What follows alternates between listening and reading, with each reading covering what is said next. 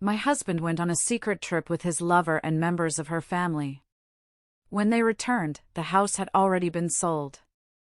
I had packed everything up and moved abroad. Hello everyone. Thank you for being here with me today.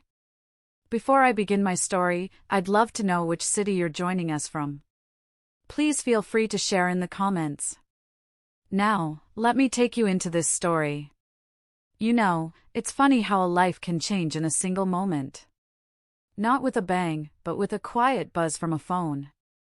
I've wanted to tell this story for a long time, but it's taken me a while to find the right words, to be able to look back without the anger, without the pain. It's a story about marriage, about the kind of betrayal that cuts deeper than bone, and about finding a strength you never, ever knew you had. It's my story.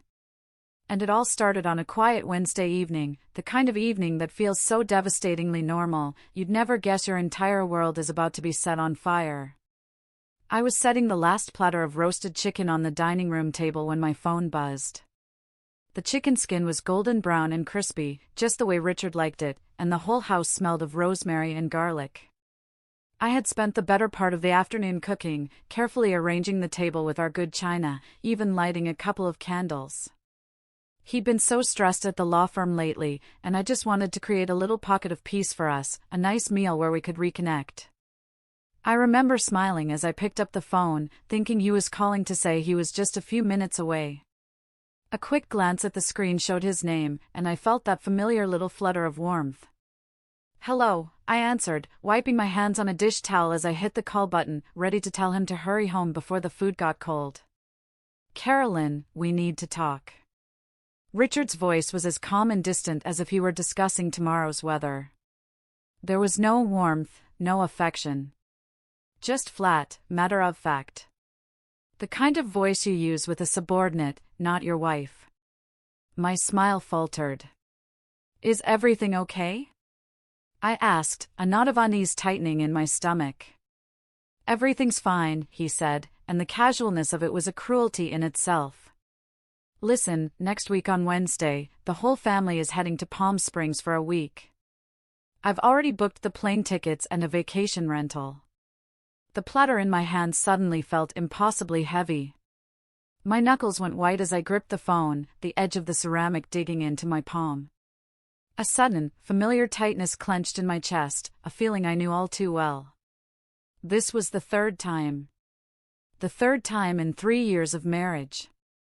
My own voice, when it came out, sounded unnaturally placid, like the eerie calm before a storm. I was determined not to let him hear the tremor in my hands. The whole family, you say, I repeated, my gaze drifting over the two perfect place settings on our dining table.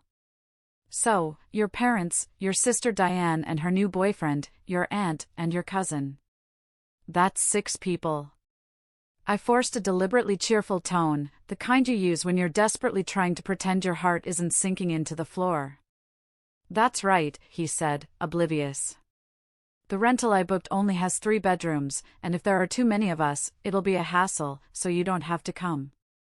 A hassle. That's what I was. Not his wife, not a daughter-in-law, not family. A logistical inconvenience. I took a deep, shaky breath, my eyes scanning the meticulously prepared meal on the table. The steam was rising from the garlic mashed potatoes. All that effort, all that care, all my hopes for a quiet, healing dinner together, was now destined for the garbage. Oh, I see, I said, my voice sounding like a distant echo even to my own ears. It felt like I was floating outside my own body, watching a stranger have this conversation. Well, you all have a wonderful time. I knew you'd understand, Carolyn. You're the most accommodating person I know. I could hear his sigh of relief through the phone, and it felt like a physical slap in the face. Accommodating. He meant compliant. He meant I wouldn't make a scene. Oh, and while I'm gone, don't forget to water the flowers in the garden and my succulents. The little one on the windowsill is looking a bit dry. Right. Okay. The succulents, I repeated numbly. I hung up, standing frozen in the middle of the dining room. The phone screen went black, and it felt like a light had been extinguished inside my heart. The third time. The first time, the excuse was that I had just suffered a miscarriage, and a long trip would be too much for me. I was grieving, vulnerable, and I believed him. Of course, he was just being protective. The second time, my job was too demanding, and it would be hard to take time off. I was disappointed, but I accepted it. I needed to be supportive of his need for a family vacation. This year, he hadn't even bothered with a convincing excuse. I was just a hassle. Slowly, like an automaton, I began to clear the table, scraping the untouched food into the trash can. The beautiful roasted chicken, the creamy potatoes, all of it. My hands were trembling uncontrollably. Suddenly, a plate slipped from my grasp. I watched it fall in slow motion before it hit the tile floor and shattered into 100 pieces. The sound echoed in the silent house. The shards scattered across the tile, glittering under the kitchen lights like jagged little diamonds.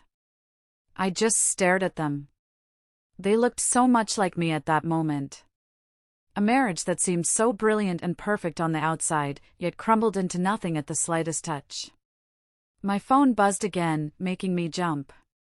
It was the family group chat. A message from my mother-in-law, Mrs. Peterson.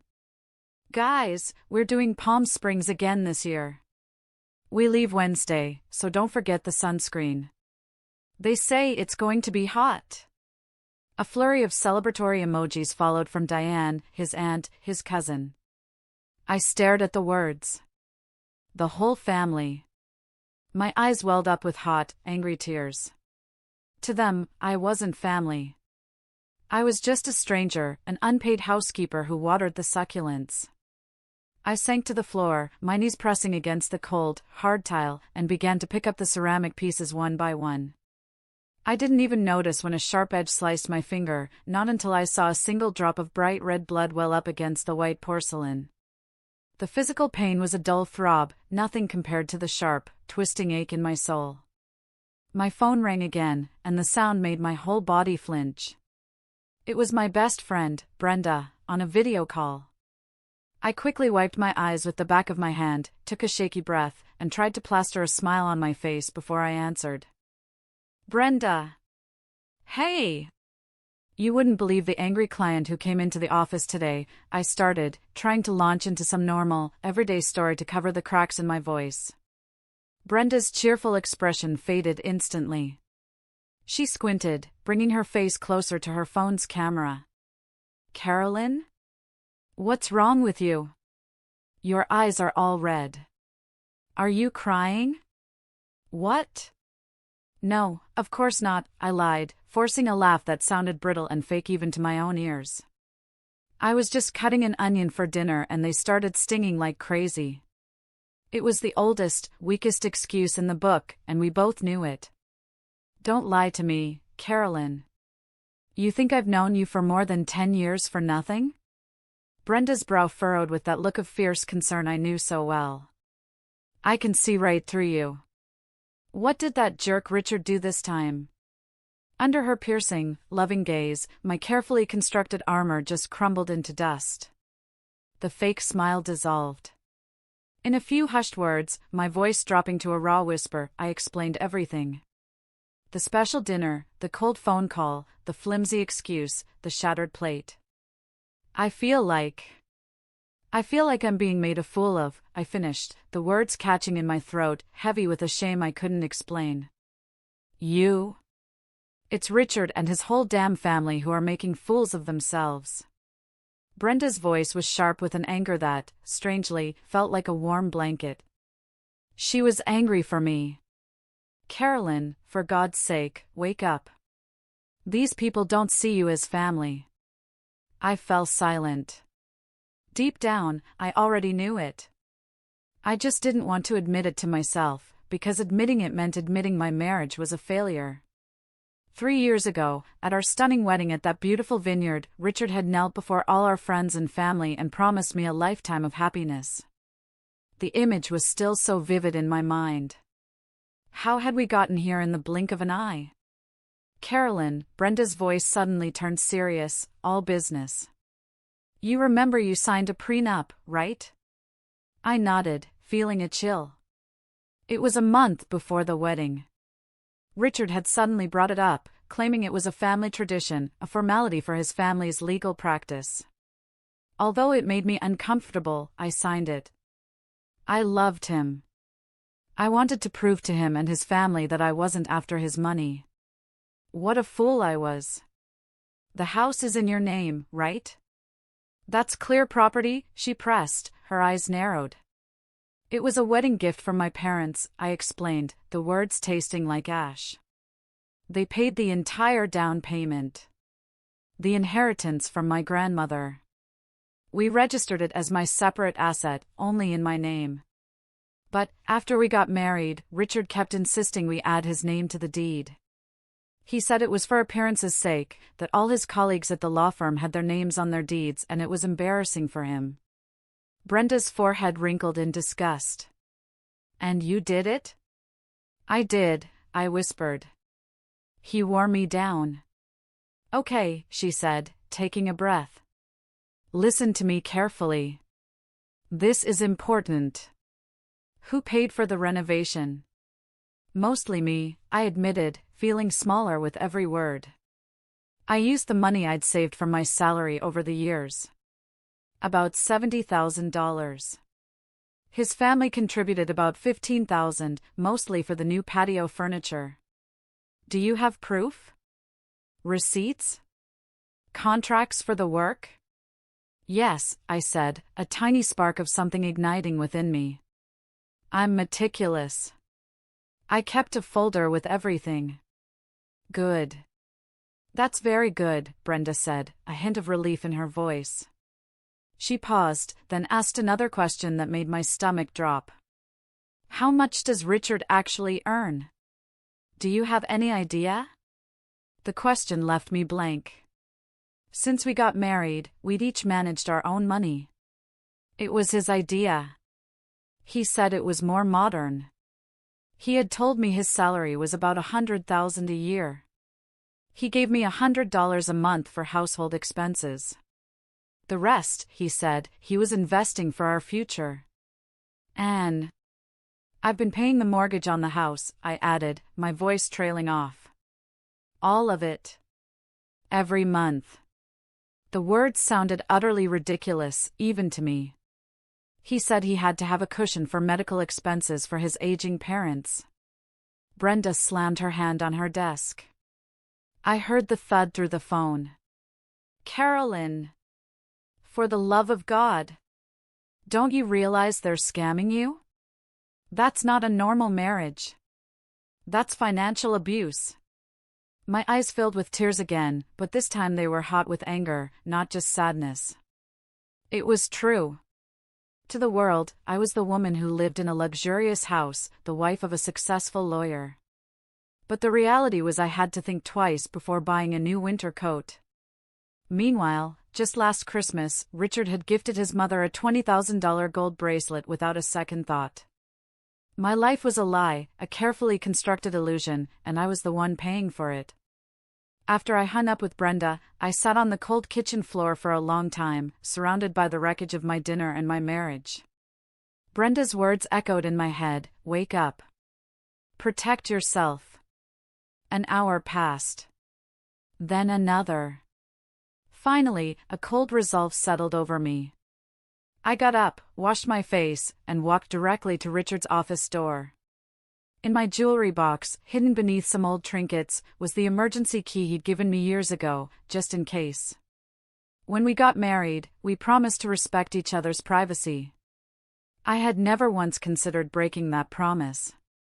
Tonight, I was going to shatter it into a million pieces.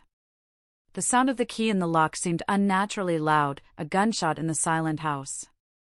When I opened the door, a faint smell of expensive men's cologne hit me.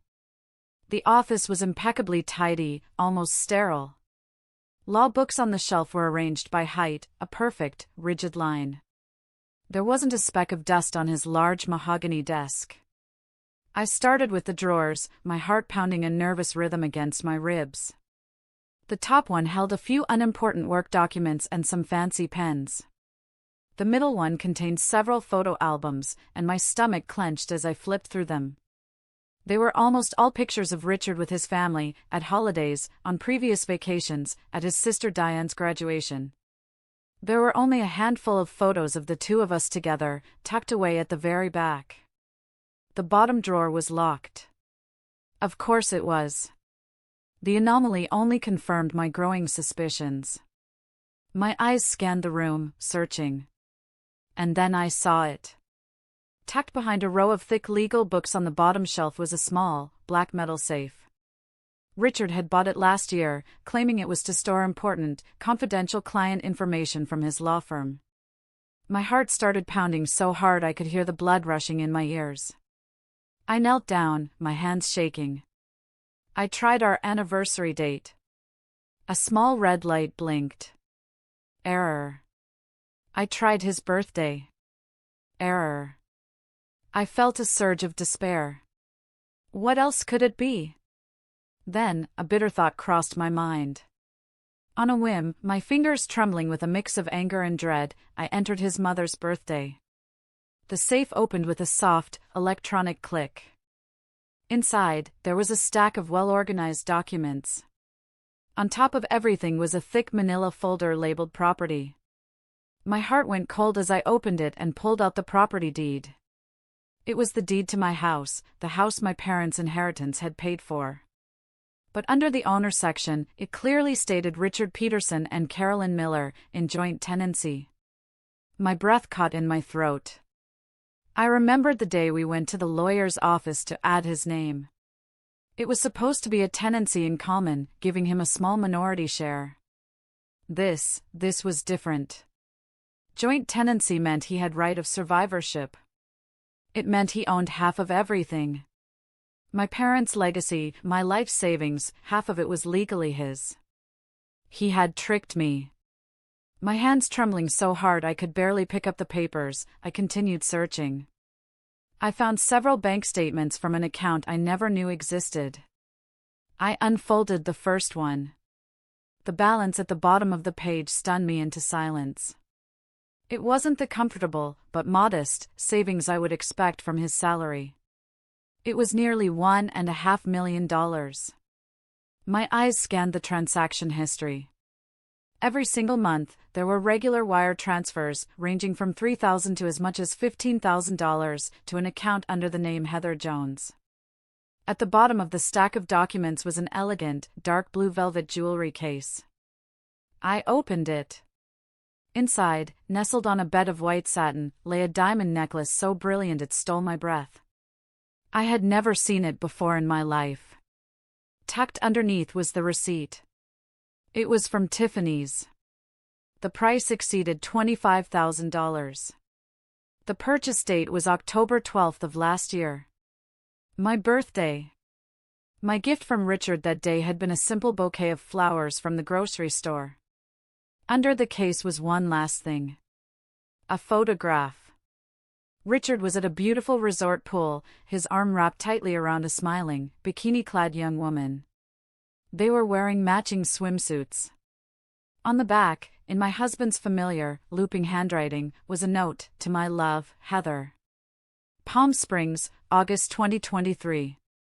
That was the exact week he had claimed to be on a stressful business trip in Chicago. My world didn't just crash. It vaporized. All his late nights at the office, the mysterious business trips, the constant talk of being broke while living in my house, it all clicked into place with horrifying clarity. The vibration of my phone on the desk almost made me scream. It was a text from Richard. "Honey, I won't make it for dinner tonight. Have a work dinner." I stared at the message, then looked at his profile picture. He was sitting in a luxurious restaurant, holding a glass of red wine.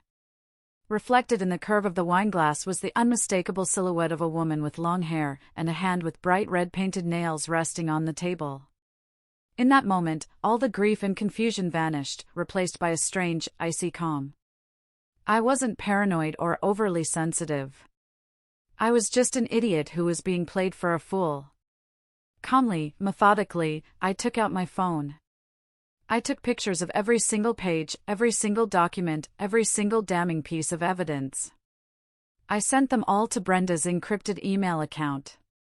Then I put everything back in its place, closed the safe, and left the office, shutting the door on 3 years of lies. Richard came home around 10 o'clock that night. I was sitting on the living room sofa in the dark, waiting. I had been sitting there for hours, the photos on my phone burning a hole in my mind. He stumbled in, smelling of expensive alcohol and a sweet, floral perfume that wasn't mine. "Honey, you're still awake," he slurred, fumbling with his shoes. He came over to where I was sitting and leaned in to kiss me. I turned my head away, and his lips met the cold air. "You smell like perfume." "I don't like it," I said, my voice completely devoid of emotion. Richard paused for a moment, surprised, and then let out a short, dismissive laugh. "It was for work, honey. You know how it is." It must have rubbed off on me a little. Those clients were really strong cologne. "Oh, really?" I looked up at him, my eyes having adjusted to the dark. I could see his face clearly. "Is that Heather a client, too?" His expression froze. The drunken, jovial mask slipped, and for a second, I saw pure panic in his eyes. His whole body seemed to sober up instantly. "What? What are you talking about? Who's Heather?" "Nothing," I said, standing up. The scent of her perfume was making me sick. It just occurred to me. You must be exhausted, having to entertain that client so many times a month, taking her on all those business trips. I walked past him and went straight into our bedroom, leaving him standing there in the living room, his face shifting from red to white under the dim light. As I closed the bedroom door, I leaned against it, my legs feeling weak. I heard his nervous footsteps outside, and then his voice, a frantic, hushed whisper on the phone. He was undoubtedly calling Heather, warning her, trying to get their stories straight. A few minutes later, a message from Brenda lit up my phone. "Evidence received. Holy cow, Carolyn. With this, he's done. Come to my office first thing tomorrow. And this time, listen to everything I say." I lay in bed and stared at the ceiling. My mind was strangely, terrifyingly calm. The old Carolyn would have spent the night weeping, her heart shattered. The Carolyn lying there now just felt like laughing. A cold, bitter laugh. Richard eventually opened the door and slipped into bed beside me, careful not to make a sound, as if nothing had happened. He deliberately held his breath, pretending to be asleep in the darkness. "Richard," I broke the silence suddenly, my voice cutting through the quiet room. "What resort are you going to in Palm Springs?" His body tensed visibly beside me.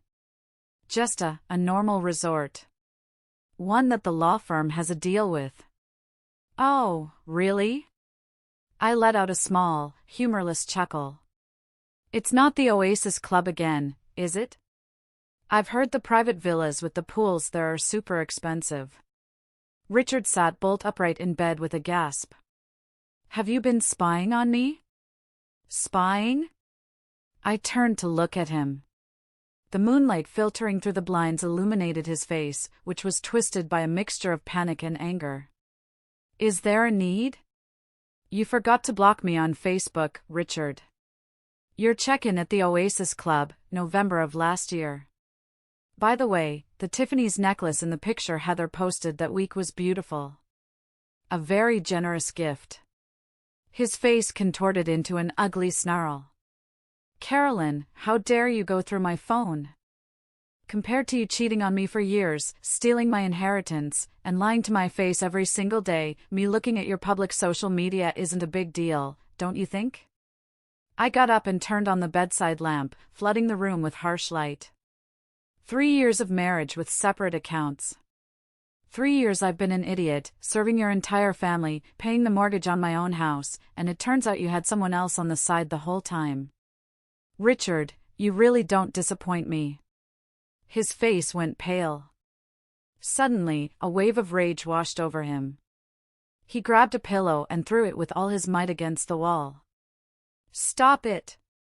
Just stop it. Do you think I did it because I wanted to? Do you? I'm sick and tired of coming home every day and seeing that long, sad face of yours. Heather is 100 times more affectionate than you. She's fun.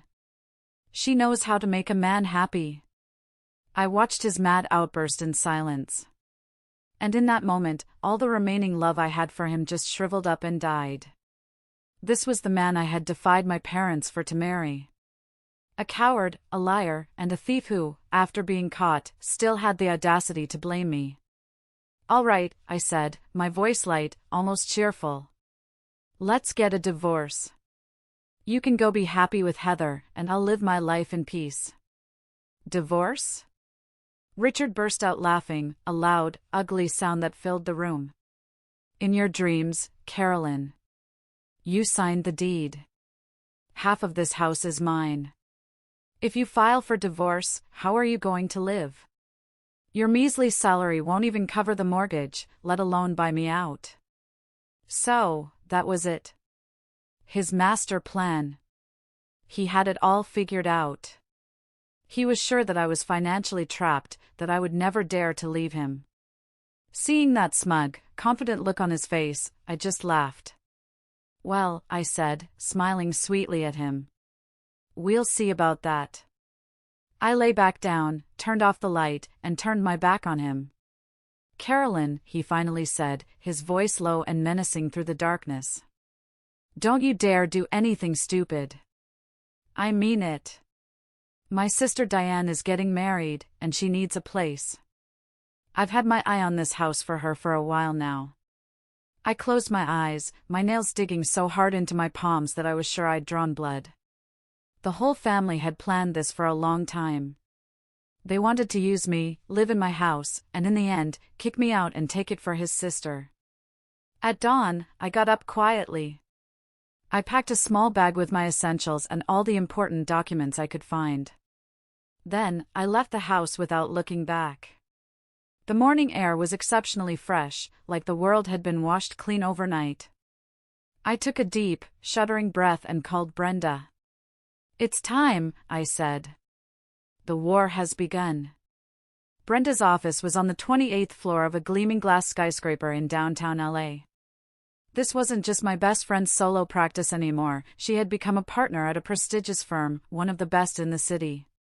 When I arrived, she wasn't alone. With her was a man in his late 50s with sharp, intelligent eyes, a perfectly tailored suit, and an air of calm authority. Carolyn, this is Mr. Wallace, Brenda said, her voice firm and reassuring. He's the best divorce lawyer in the state. He specializes in cases with significant financial assets and complications. Mr. Wallace shook my hand, his grip strong and steady. Ms. Miller. Brenda has briefed me on the situation. I am very sorry for what you are going through. Now, let's see what we're working with. We sat in a large, sunlit meeting room, the digital copies of the evidence I had photographed spread out on a large screen. Mr. Wallace reviewed each document with meticulous concentration, his expression growing more grim with every slide. The situation is even worse than you thought, he said finally, taking off his glasses and polishing them with a handkerchief.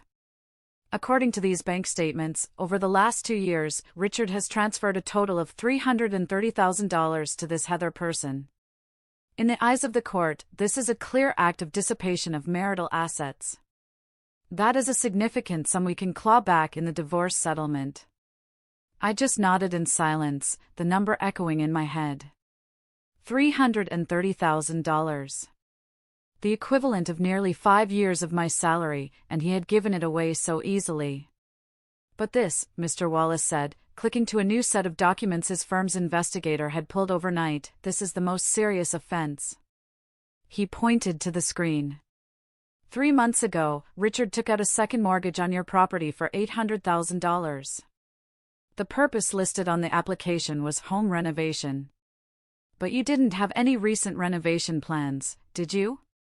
$800,000? I looked up in shock, my blood running cold. He didn't say a single word to me.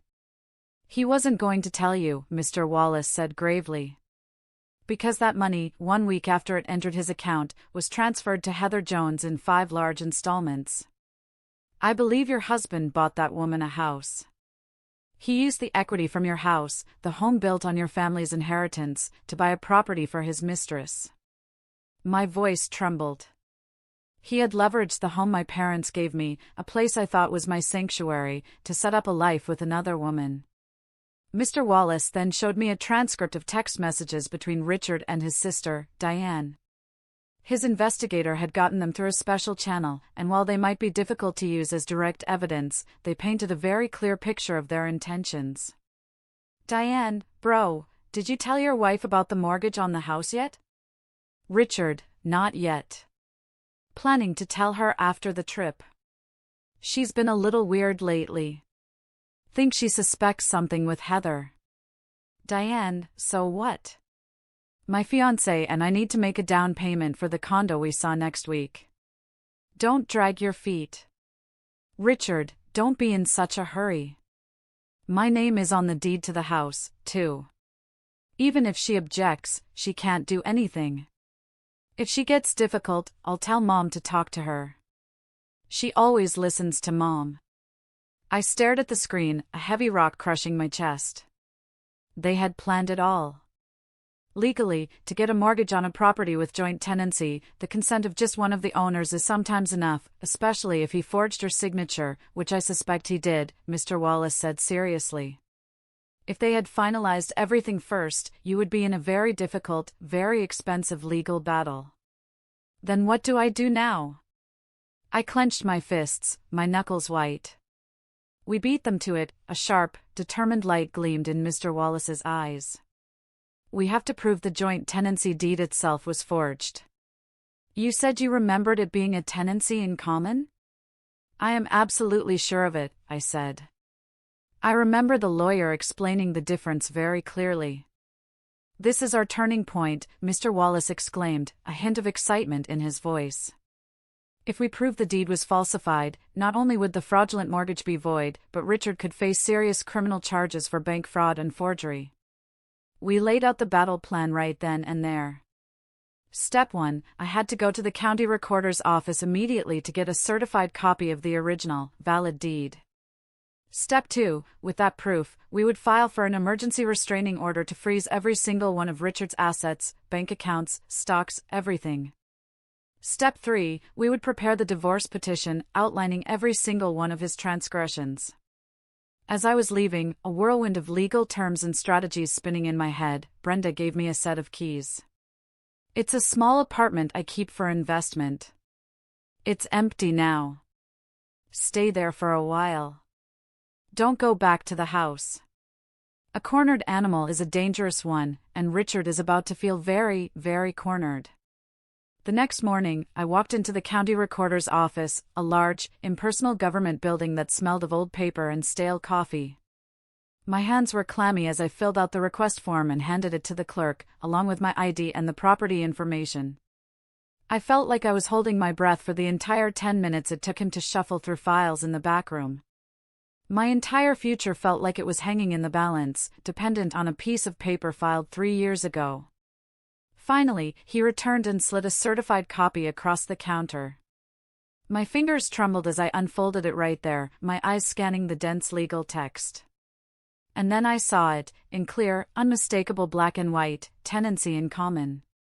Carolyn Miller 70%, Richard Peterson 30%.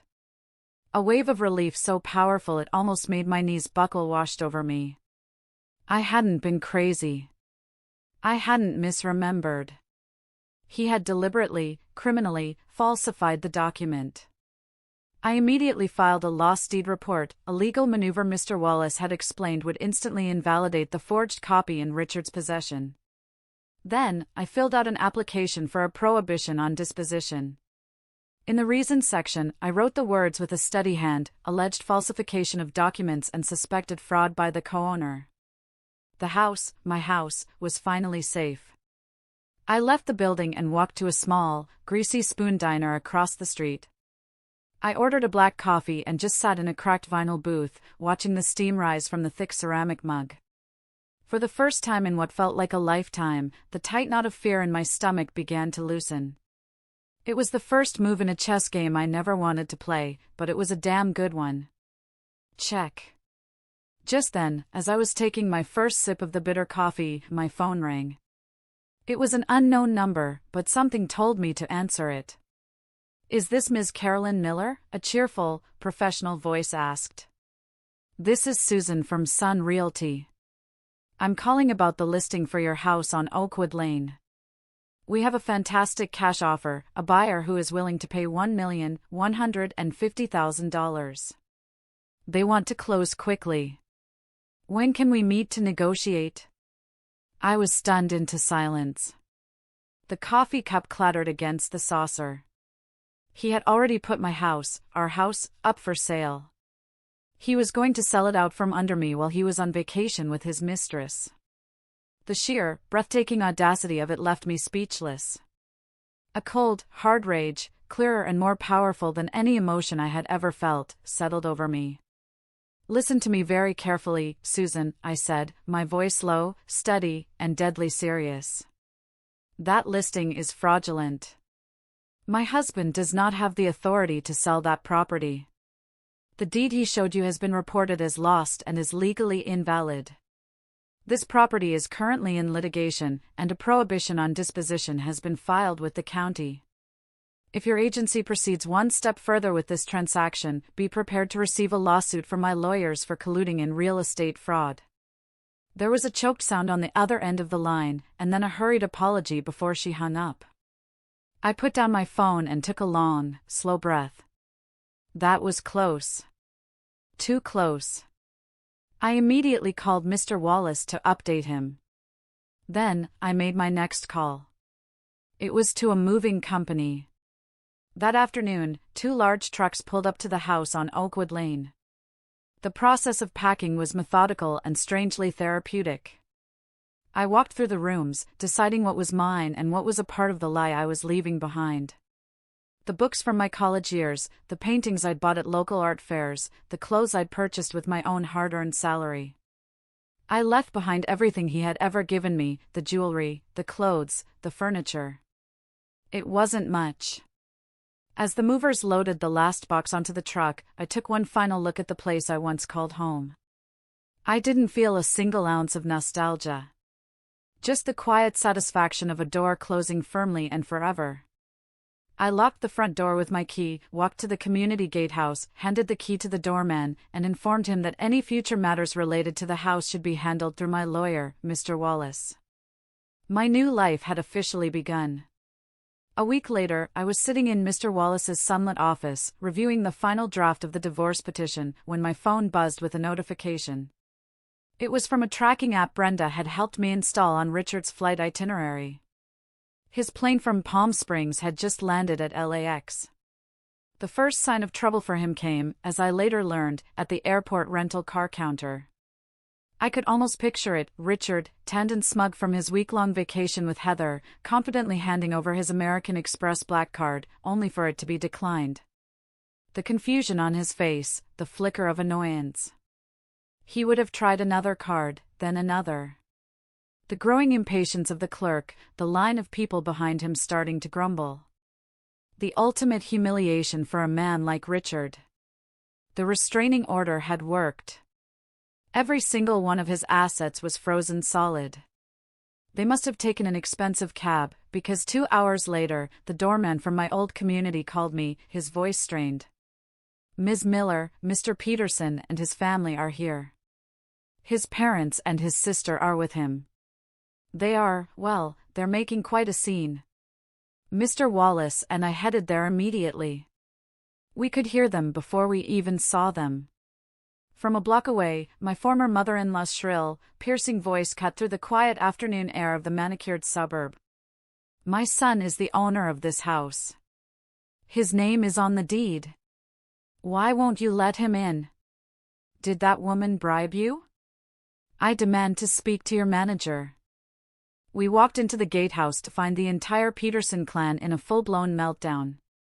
Richard's face was a mottled shade of purple with rage. His sister Diane stood beside him, arms crossed, glaring at the doorman with contempt. His parents were shouting, red-faced and belligerent. I took a deep breath, straightened my shoulders, and stepped forward. "Father-in-law, mother-in-law," I said, my voice perfectly calm and clear, cutting through their tirade. "It's been a while. How was the trip to Palm Springs?" I allowed a small, knowing smile to touch my lips. I saw the photos. That family picture with Heather turned out beautiful. All four of them spun around in unison. Their faces were a priceless gallery of shock, guilt, and fury. "Carolyn!" My mother-in-law, recovering first, let out a shriek and lunged at me, her hands clawed, aiming for my hair. "How dare you, you ungrateful, wicked woman, treat my son this way?" Before she could reach me, Mr. Wallace stepped smoothly between us, blocking her path with his solid frame. "Ma'am, I am going to ask you to control yourself," he said, his voice low but carrying an unmistakable weight of authority. "Assaulting a person is a crime. And I must inform you, we are recording this entire situation." My mother-in-law's hand froze in midair. The color drained from her face, and she stumbled back. Well, Richard sneered, pushing his mother aside and stepping forward until he was just inches from my face. I could smell the stale airplane air on him. "So now you're bringing your high-priced lawyer to confront your in-laws. What exactly do you want, Carolyn?" "It's very simple, Richard," I said, looking him directly in the eyes, refusing to be intimidated. "I want a divorce. And I want to get back every single penny and every single asset that belongs to me." "Don't you dare dream of it," he yelled, spit flying from his lips. "My name is on the deed. That house is half mine." "Oh, really?" I pulled a folder from the leather briefcase Brenda had given me. I calmly opened it and presented him with the certified copy from the recorder's office. "This is the original, legally filed registration. The house is a tenancy in common. My share is 70%, your share is 30%. It's clearly specified. The joint tenancy document you've been using is a forgery. Which, by the way, is a felony." Richard's face went completely white.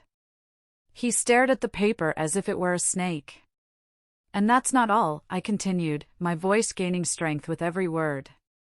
"You forged my signature on an $800,000 mortgage contract, that's bank fraud. You transferred over $300,000 of marital assets to your mistress. According to California law, in a divorce with proven fault of this magnitude, not only would you not be entitled to any part of the house, but you will have to pay me back for every dollar you stole, plus damages." His mother couldn't take it anymore. "That's impossible. My son has been supporting you for years. You ungrateful." "Supporting me?" I laughed, a real, bitter laugh that came from deep in my belly. "Mrs. Peterson, for 3 years, I have paid the mortgage, the property taxes, the electricity, the water, and the HOA fees myself. Your son gave me $100 a month for household expenses, an amount that didn't even cover his own food and alcohol." The entire Peterson family was speechless. Richard suddenly lunged forward, trying to snatch the folder from my hands, but Mr. Wallace stopped him with a firm hand on his chest. He looked like a cornered, rabid animal. "Carolyn, don't you push me," he hissed. "I know a lot of powerful people. I can make it so you can't find a job in all of LA." Threatening the opposing party in a legal dispute, Mr. Wallace said calmly, holding up his phone where a red light was clearly blinking. "Mr. Peterson, this recording will be very damaging evidence against you in court." The fight seemed to drain out of Richard all at once. The rage and arrogance vanished, replaced by a desperate, sniveling panic. Tears welled up in his eyes. "Carolyn, honey, I'm so sorry," he whimpered, reaching for my hand. "I was wrong. I was an idiot. Please, just give me one more chance. I'll leave Heather. I swear. I'll do whatever you say." I looked at the man crying in front of me, the man I had once loved more than life itself, and I felt nothing but a cold, vast emptiness. "It's too late, Richard," I said calmly, pulling my hand away. "I've given you far too many chances." As expected, Richard didn't sign the divorce papers. His begging and pleading had been nothing but a performance. When that failed, he reverted to his true nature, that of a bully. He launched a vicious smear campaign. He posted a long, tearful message on Facebook, full of half-truths and outright lies, insinuating that I was mentally unstable and had left him for a richer, more successful man. Suddenly, relatives I hadn't spoken to in years were calling me, leaving tearful voicemails, telling me I was destroying a good man and breaking up a family that I needed to forgive and forget. It was pathetic, a coordinated attack orchestrated by his mother, but I was prepared for it. I blocked the numbers, deleted the messages, and focused on the legal battle ahead. The most dangerous moment, however, came on a rainy Tuesday night. I was at the house on Oakwood Lane, packing up the last of my personal, sentimental belongings. I had sold the place, and the new owners were scheduled to do their final walkthrough in 2 days. The house was mostly empty now, the rooms cavernous and echoing with every footstep. The rain lashed against the windows, and the wind howled outside. I was feeling a little on edge, but I just wanted to get this final task over with. Suddenly, the back patio door crashed open, the glass shattering inwards. Richard and his sister, Diane, burst in, soaked from the rain. He reeked of whiskey and desperation, and his eyes were bloodshot and wild with rage. "Carolyn," he snarled, his voice a low, menacing growl. "You've ruined my life. My career is in jeopardy, my accounts are frozen. So now, I'm going to ruin yours." Diane, her face a mask of cold, malicious glee, raised her phone and started recording. "Sister-in-law," she said, her voice dripping with venom. "You'd better call your lawyer and drop the lawsuit right now. If not, this video of your emotional reconciliation with my brother is going to go viral tomorrow. No one will believe your story then." I understood their vile plan instantly. They were going to fake a forced reconciliation, probably assault me, and use the video to blackmail me, to destroy my credibility. My heart was pounding against my ribs so hard it felt like it would break through. For a split second, pure terror seized me. But then, all the pain and humiliation of the last 3 years coalesced into a single point of cold, hard fury. "Richard, do you have any idea what you're doing?" "This is a crime," I said, my voice surprisingly steady. "A crime?" he scoffed, taking a menacing step toward me. "What crime can there be between a husband and a wife? I'll tell you what, after tonight, whether you drop the lawsuit or not, you're finished." The moment he lunged at me, his hands reaching for me, I pressed the small, discreet panic button I had in my pocket. A piercing, deafening alarm, loud enough to wake the dead, screamed through the empty house. Richard and Diane froze, their faces a comical picture of shock. At the exact same time, the front door burst open and 2 large, powerfully built men, private security guards Mr. Wallace had insisted I hire for this very reason, stormed into the room. They had been on discreet guard in the house next door, just waiting for my signal. In seconds, they had Richard and Diane pinned to the floor, their arms twisted behind their backs. Richard's face was a mask of utter disbelief. Diane started to cry and plead, the phone clattering from her hand. "Carolyn, it was my brother's idea. He made me do it. Please, please forgive us." In the distance, the unmistakable wail of police sirens was growing closer and closer. I looked down coldly at the man who was once my husband, now whimpering and struggling on the floor of the home he had tried to steal from me. "This time, Richard," I said, my voice clear and ringing with finality, "with trespassing, breaking and entering, and attempted assault, you'll be in jail for a very long time." The charade was finally, truly over. If you are still listening, if you've followed me on this journey up to this point, would you do me a small favor? Please like this video and comment with the number 1 below. It lets me know that you've given me a like, and it tells me that you're right here with me, listening to my story. Your support is a tremendous encouragement, and it gives me the strength to continue. Please, comment with the number 1, and let me tell you what happened next. The aftermath of that rainy night was a media whirlwind. Richard's desperate, violent act had backfired in the most spectacular way possible. The police report, combined with the security footage, was the final nail in his coffin. The story went from a messy divorce to a criminal case, and it went viral. Someone, somewhere, created the hashtag #StandStrongCarolyn, and my social media, which I rarely used, was flooded with thousands of messages of support from strangers all over the country. It was overwhelming and surreal, but it was also a strange comfort to know that I wasn't alone in this fight. The divorce trial was, as Mr. Wallace had predicted, surprisingly quick. Richard arrived late, flanked by his parents. In just a few weeks, he seemed to have aged a decade. His expensive suit hung off his thinner frame, his eyes were sunken, and his face was a permanent shade of ashen gray. When he saw me sitting at the plaintiff's table, poised and calm, a flash of pure hatred crossed his gaze, but it was quickly replaced by a raw, undisguised fear. He knew he was facing not only the end of his marriage, but the end of his life as he knew it.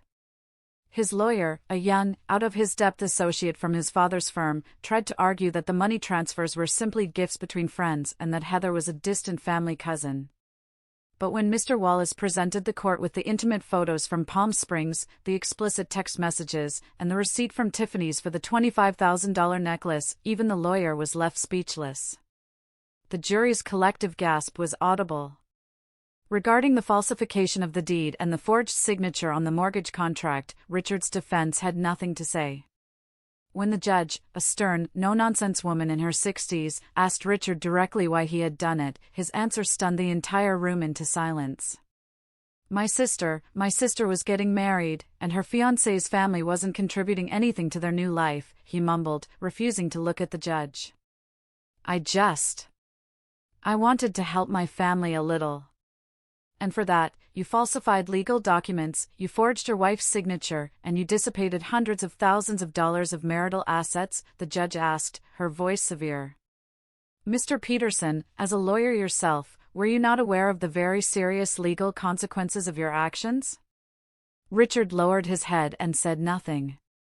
His mother, sitting in the front row of the courtroom gallery, broke down into loud, hysterical sobs until a bailiff had to escort her out. The final verdict was more than I could have hoped for. The judge granted the divorce, effective immediately. The house on Oakwood Lane was fully and solely awarded to me. Richard was ordered to return the full $330,000 he had transferred to Heather. 70% of all remaining savings and investments in his name were awarded to me as compensation for damages and emotional distress. In addition, Richard had to pay all of my legal fees and court costs, a sum that was well into 6 figures. As the judge read the verdict, the finality of the gavel falling echoing through the courtroom, Richard's face turned completely ashen, and his father had to physically hold him up. The journalists' cameras flashed nonstop, immortalizing the miserable, defeated sight of the Peterson family for the morning papers. In the separate criminal trial that followed a month later, Richard was found guilty on multiple counts of forgery and bank fraud. He was sentenced to 3 years in a state prison. As I left the courthouse that final day, the bright California sunlight felt like a blessing. Justice, it turned out, wasn't just a concept in a law book. It was real. The first thing I did as a free woman was finalize the sale of the house. The closing was quick and clean. The buyer was a single mother with 2 young children, and her excitement about the backyard and the proximity to the local school was infectious. As she signed the last document, she took my hand. "Carolyn," she said, her eyes kind. "I've seen the news. You're a very brave woman. I want you to know, this house, in my hands, will be filled with nothing but love and laughter." My eyes welled up a little. That was exactly what the house, and I, needed to hear. A week later, I was on a plane, watching the familiar grid of Los Angeles shrink below me. Before everything had fallen apart, a multinational company I'd long admired had been recruiting me for a position. An opportunity had opened up in their Singapore office for a marketing director, overseeing the entire Asia-Pacific region. They renewed their offer, and I accepted without a moment's hesitation. I needed a new beginning, a place where no one knew my name or my painful story. The first few months in Singapore were an exhilarating blur of activity. The work was more challenging than anything I'd ever done, but I threw myself into it, grateful for the distraction. I was leading a new team, developing complex marketing strategies for a dozen different countries, and navigating a new and vibrant culture. On the weekends, instead of moping in my new, sterile apartment, I forced myself to explore. I wandered through bustling hawker centers, tried exotic foods I couldn't pronounce, and made a few new friends from work. For the first time in years, my life was full and dynamic and meaningful, and it was a life I was building entirely for myself, on my own terms. One afternoon, about 6 months into my new life, I received an email from Mr. Wallace. Attached was a small clipping from the crime section of a national newspaper with the headline, "Disgraced Lawyer and Socialite Wife Splits Divorce After Husband's Deed Forgery Scam." In the grainy photo, Richard was being led away in handcuffs, looking pathetic and defeated. I stared at it for a moment, then calmly closed the email and moved it to the trash. I felt nothing. No anger, no satisfaction, no pity. Nothing. His story was over. Mine was just beginning. I spent 8 wonderful, healing months in Singapore. My team managed to close 2 of the biggest contracts in the division's history, and the CEO publicly congratulated me at the company's annual meeting. I was thriving. But then, an offer came that I couldn't ignore. The parent company, the massive XG Group, wanted me back in the US. They were creating a new center for the development of female leadership, and they wanted me to be its first director. The salary was double what I was making, and it was a chance to do something truly meaningful. At first, I hesitated. Was I ready to go back to the place that held so many painful memories? Was I ready to be in the same state, the same city, as the man who had tried to destroy me? But as I sat on my balcony overlooking the glittering Singapore skyline, I realized something profound. I wasn't running away anymore. True detachment, true strength, isn't about escaping your past. It's about having the ability to face it head-on and still choose not to look back. I decided to return. My comeback was something I could never have predicted. My story, which I had tried so hard to keep private, had taken on a life of its own. It had become a case study in business schools and law schools, a perfect example of how an educated woman can use the legal system as a weapon to protect her rights and her inheritance. I was invited to speak at forums and leadership conferences. My story, once a source of deep, private pain, had somehow become a source of public inspiration. One night, I was the keynote speaker at a high-level business forum held in a grand ballroom in downtown LA. As I was mingling afterwards, a familiar figure appeared at the ballroom door. It was Richard. He had been released from jail a few months early for good behavior.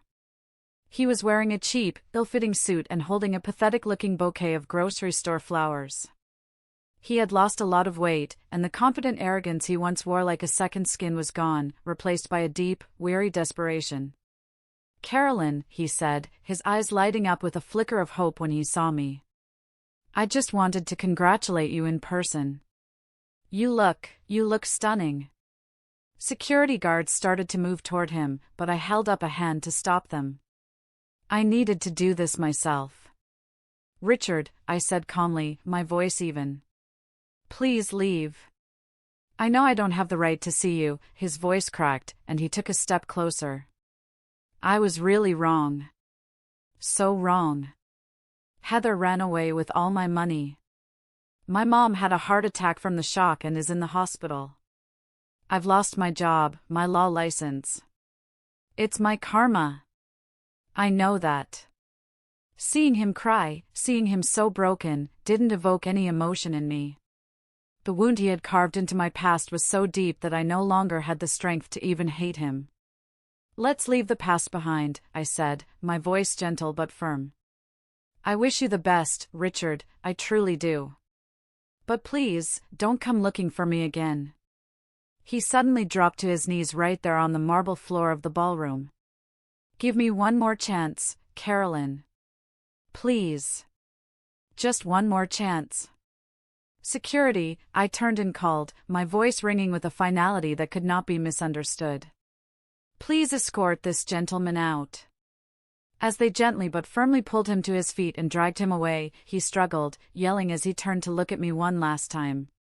Carolyn, you're a ruthless woman. After all we've been through. I composed myself, raised my head, and returned to the event, the whispers in the ballroom fading behind me.